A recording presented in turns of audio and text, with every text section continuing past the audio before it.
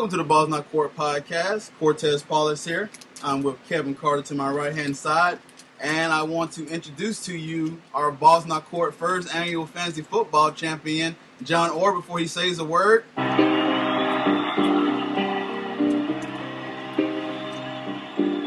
team was drafted by Seven is bitter. Yeah, you drafted my team, but 7-7 was breaking makes it a already. I made the move. Russell Wilson Come playoff time. scored me 70 points. Marshawn Lynch also scored me a few. Okay. All right, check the news. Put up the All right, our champion, John Orr. Let's be honest. Before I go any further, was there ever any doubt coming into Monday? My team was 50 points ahead, and we had to depend on. My opponent's last choice was Peyton Manning. And was there any doubts that Peyton Manning was not going to perform in the championship game?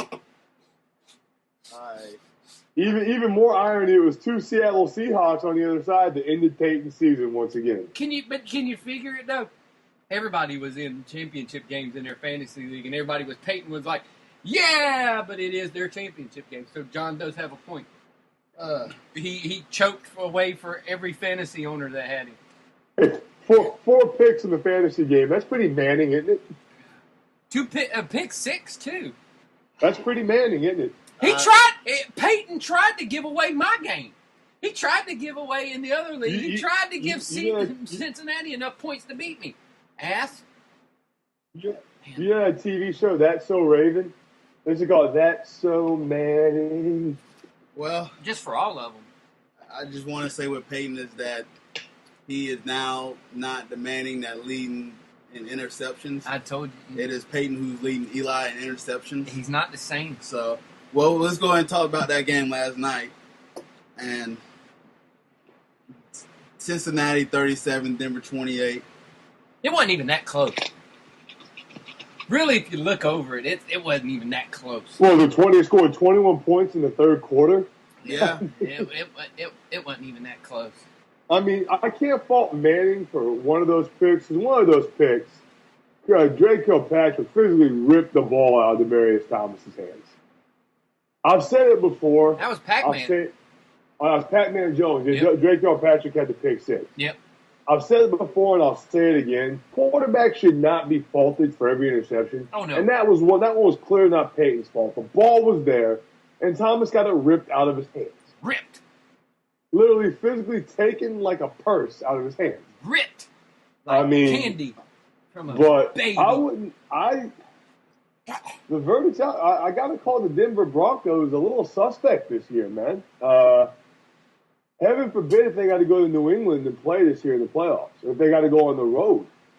There's a chance they might see this Bengals team again. I'm going to call out of the division winners in the AFC, I'm going to call the Denver Broncos the most suspect division winner. No, I'll still go with Indy. No, Indy ran across Dallas. Dallas is playing hot right now. Can Dallas keep it up? Indy's played poorly for the last 4 or 5 weeks. Andrew Luck has played bad. Look who they played. They played good teams last time. They played the Dallas, Jaguars. They played Cleveland. They played the Jaguars. And hey, you know them division games are always down to the wire. Okay, so they played Houston the week before. Yeah, they played Houston, and they played Cleveland and barely beat Cleveland team by 1. Mm-hmm. Cleveland's a good team. I'll get it on my Cleveland thing later if you allow me about how they pretty much buried their season themselves. Yeah, they hoofed poor Hoyer. My Broncos come into this game with the third-ranked rushing defense, and they ran all over them. Jeremy Hill shredded us for 147 yards, but he got 85 off of one. After y'all let him bust the one, he kind of had an average game. But after that. If you saw the runs, that he was like 4 or 5 yard runs. He averaged 6 yards per carry. So you take away the 85, and that goes down Yeah. That goes down hugely. You go down, but he still averaged about 3 or 4 yards. It'll be pop. 21 for. It'll be 3 yards a pop, which is below. But seeing that Denver defense, I know we were missing Trevathan and we were missing Marshall, but that's still huge misses. Yeah, huge misses. Especially the way Marshall's been playing. Yeah. I was pissed about watching Marshall do that well. But watching this was just infuriating, and I am a little worried about my team right now. Kevin has been saying this on the podcast for weeks. Worried. 4 weeks and 4 weeks that Peyton does not look the same. There's something wrong with him. Hence why Denver's been running the ball a lot frequently, and C.J. Anderson really never got into the groove he did last night. Yeah, he came with 83 yards and 18 rushes, but it was something where something's not right with Denver. You never see Peyton get confused. You hardly ever see Peyton get confused. He was confused as all get out last night on the one interception with Pac-Man. He thought he was coming in on the blitz. Pac-Man goes out in coverage, and Peyton throws the ball right to him. Like, directly right to him. He never does that. There's something going on. Physically, I think it's physically. I think there's something wrong with him physically. Just besides the hamstring. There's something else going on that they don't want no one to know about. Which I don't blame them for not wanting it to get out. Yeah. But there's just something. There's something more to the story than what we're hearing. Add your 2 cents, John. We're talking about a team right now. It's kind of funny you're talking about them. This is still a 10-5 football team, 10-4 football team, and everyone is talking about them like they are 8-8, barely getting in. I call them suspect because if they got to go on the road, they've proven on the road they don't play well. They're not playing well on the road right now. They're still a good team. I see them winning. Depending on how the matchups go and the lineups, I could easily see them winning at least one game, but this is not a Super Bowl winning team by any stretch of the imagination. So, yeah, seeing the teams they would have to go through, I wouldn't pick them to go to the Super Bowl. Right now, after watching them, I wouldn't pick them to go, just by watching everybody else around them.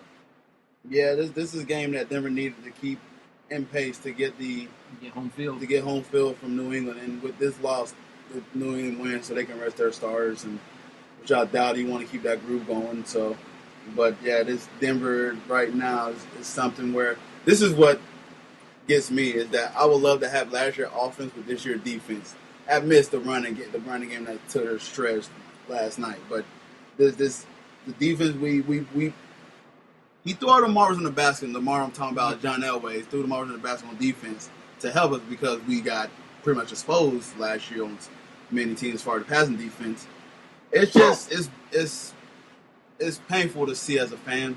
But yeah, I'm agreeing with both of y'all. They are looking far from a Super Bowl contender, yet alone just someone that's gonna probably win one game in the playoffs. They have a lot of work to do. And me and you talked about it the other day. Would you consider it a failure if they didn't win the Super Bowl?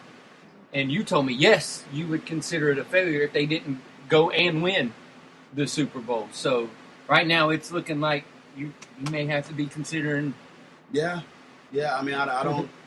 It's just so many things been going on. I mean, first with Prater being released, and then Manny's not looking right, and all the issues at running back, where we're now down to our third string running back, which he's been doing well. good. Yeah, he's been doing well. But there's just so much going on. Then Danny Trevathan's never been healthy the whole season. And now you got injuries at linebacker, which are your most important part, especially going into playoffs where teams like to run the ball. Exactly. So, but the toughness seems to be that they wanted to bring in seems to be getting sucked away from them. Right. And now they're starting to revert back to that defense that they had before. Okay. It's just weird, but there's something wrong with Peyton. Right. I think that's what it's coming down to. There's something not quite right. It just doesn't strike me as right. Okay.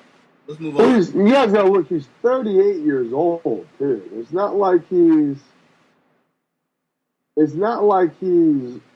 a spring chicken. He's freaking 38 years old. His body is taking abuse. And that's what I mean. At the beginning of the year, he's playing lights out. And now all of a sudden you're starting to see it gradually go downhill. And whether they want to say something about it or not, it just, to me, it looks like he's finally hit that wall. Something's physically going wrong with him. And it just seems like it's hitting that wall. And you can't put this all on Peyton. Oh, no. The offensive line has been... Oh, they're getting killed. Yeah, they're getting killed. Peyton's not having as much time he was last year. They're blissing him. They're getting to him. But that's the big key part. They're confusing him. And you don't see Peyton get that confused. It's like he's trying to get it out because he knows the line is so porous right now. Yeah. But he looks confused. It just looks off to me. Everything looks off. Yeah, I totally agree. So, and that's a big thing. It's not like we're not used to seeing Peyton Manning look so discombobulated this late in the season. Not at all. This is where, in the last couple of weeks, he's had his touchdown streak broken, along with other things. He's not the well-oiled machine you're used to seeing. So, yeah. Well, let's talk on the flip side. Talk about Cincinnati. You gotta give them props. They're like Miami. Remember when I called Miami a roller coaster? Yeah. Where they have up this Cincinnati team to a T. They are a roller coaster. You hit the nail on the head. This is the same team, and you've not had me on. You've not had me on here since it happened to go off. Yeah. This is the same team that 3 weeks ago, the only reason they got out of Tampa without a loss was because Marvin Lewis manipulated the rules to get a loss. This was the team that was on the brink of getting upset in Tampa. This is the same team had a quarterback throw 4 picks that game. So this is not, Cincinnati is up and down as well. Yeah, they're a I roller was coaster. speaking with somebody today, and there was no team that has came out this year and legitimately established themselves as we're the best team in the league team. We're the team to beat. No team has came out. You can say New England, but New England does this every year to bow out in the finals. There's not been a team yet that's stepped up and said that. All right, out of curiosity, I want to get y'all opinions on this. So the Bengals, let's say the playoffs started today. They play the Chargers. But in the hunt, they have the Ravens, Texans, Chiefs.